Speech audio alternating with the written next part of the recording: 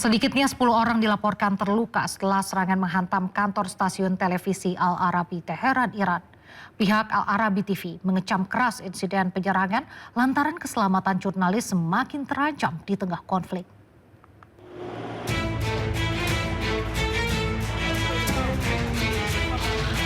Serangan terjadi saat aktivitas siaran berlangsung sehingga menimbulkan kepanikan di dalam gedung. Pasca ledakan, petugas menggunakan alat berat eskavator membersihkan puing-puing di dasar bangunan yang rusak. Korban terdiri dari perempuan dan anak-anak yang berada di sekitar lokasi insiden terjadi. Pihak Al Arabi TV mengecam keras insiden penyerangan lantaran keselamatan jurnalis semakin terancam di tengah konflik. Koresponden Al Arabi TV menyebut serangan terhadap jurnalis merupakan pelanggaran hukum internasional.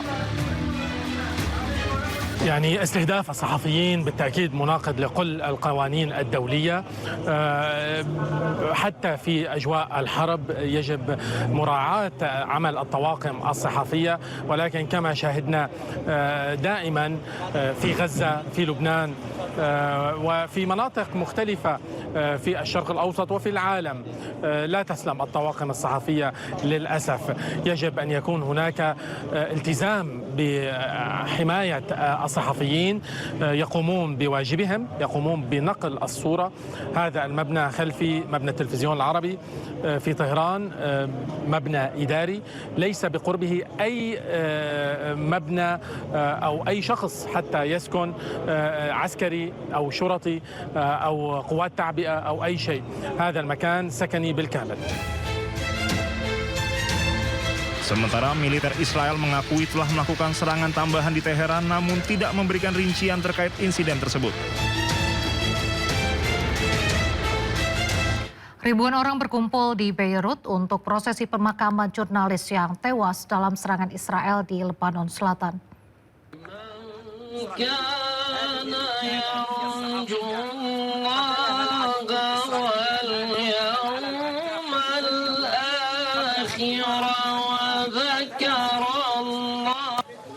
Minggu waktu setempat, ribuan orang berkumpul di pusat kota Beirut untuk mengikuti prosesi pemakaman. Para pelayat hendak memberikan penghormatan terakhir kepada 3 jurnalis yang meninggal karena terkena serangan rudal Israel di Lebanon Selatan.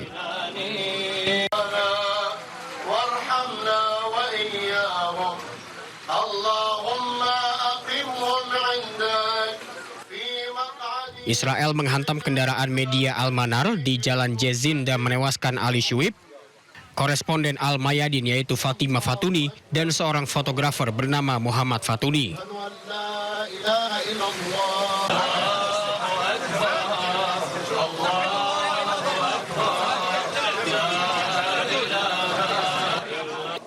Sementara itu, Israel mengklaim telah bertanggung jawab atas serangan dikarenakan mereka menduga kendaraan dan jurnalis tersebut terafiliasi dengan pasukan Hizbullah.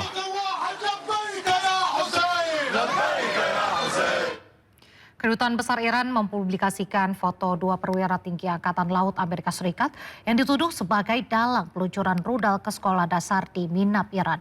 Tragedi ini menewaskan lebih dari 168 anak perempuan.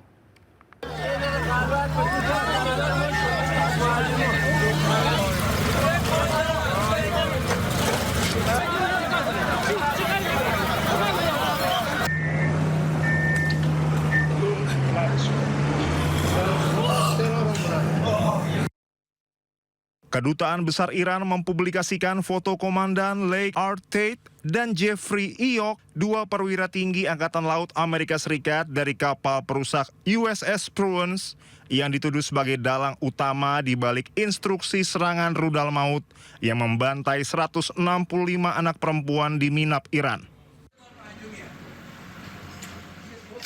Kedua perwira ini dituduh memberikan otorisasi peluncuran rudal jelajah Tomahawk pada 28 Februari 2026. Rudal-rudal berpemandu presisi tersebut menghantam sekolah dasar perempuan Sajareh Tayyibeh yang mengakibatkan 165 nyawa melayang yang mayoritas adalah anak-anak sekolah yang sedang belajar. Sekolah tersebut sengaja dihantam secara brutal hingga 3 kali berturut-turut. Pemerintah Iran mengutuk keras insiden ini dan menyebutnya sebagai kejahatan perang yang telah diperhitungkan secara matang. Sementara mantan Kapten Intelijen Kontra Terorisme Angkatan Darat Amerika Serikat, Josephine Jilbu, membongkar bukti pengeboman sekolah di Minap, Iran. Ia mengecam militer Amerika Serikat yang disebutnya sengaja menewaskan ratusan anak perempuan. Bahkan Jilbu tanpa ragu melabeli negaranya sendiri sebagai teroris karena sengaja menargetkan fasilitas pendidikan sipil. A guided missile destroyer shot the Tomahawk. Commander Leigh R. Tate, Executive Officer Jeffrey E. York, commanded USS Sprunitz, who shot a Tomahawk and killed 165 little girls. Tragedi berdarah ini memicu gelombang keprihatinan global yang sangat masif.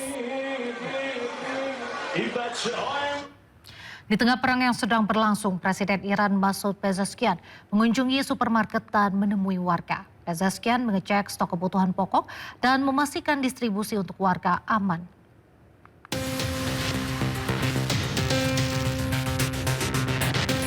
Presiden Iran Masoud Pezeshkian mengunjungi supermarket di Teheran bersama gubernur kota tersebut Muhammad Sadek Motamedian. Presiden berkeliling toko dan sempat berbincang dengan sejumlah karyawan. Kunjungan terlihat santai tanpa pengawalan meski serangan udara dari AS dan Israel masih berlangsung. Dalam kunjungan ini, Presiden juga menyapa sejumlah warga Iran. Kunjungan digelar mendadak dan baru diketahui publik setelah media pemerintah Iran menayangkan rekaman kegiatannya. دستوراتی رو صادر کردن هم در بحث لزوم توجه به بحث تأمین به موقع کالاهای اساسی مایحتاط عمومی مردم هم در بحث نظارت بر توزیع و به ویژه نظارت بر قیمت‌ها. Langkah ini dinilai sebagai bagian upaya Presiden melihat langsung kondisi masyarakat, khususnya di tengah tekanan ekonomi yang masih dirasakan warga Iran dalam beberapa waktu terakhir. Presiden memastikan kebutuhan-kebutuhan pokok tersedia dan distribusi berjalan aman di tengah perang yang masih berlangsung.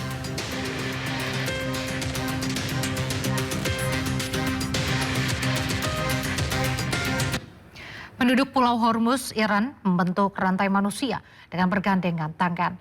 Aksi ini merupakan bentuk perlawanan atas ancaman serangan Amerika Serikat terhadap fasilitas pembangkit listrik Iran. Sambil membentuk rantai manusia, warga Pulau Hormuz meneriakan slogan-slogan anti-Amerika dan anti-Israel pada Jumat lalu. Aksi ini berlangsung di tengah laporan tentang kehadiran pasukan Amerika di wilayah Selat Hormuz. Presiden Amerika Serikat Donald Trump sebelumnya telah mengeluarkan ultimatum 48 jam kepada Iran untuk membuka Selat Hormuz. Trump mengancam akan menghancurkan pembangkit listrik Iran. Namun Trump menunda serangan terhadap pembangkit listrik Iran hingga 6 April.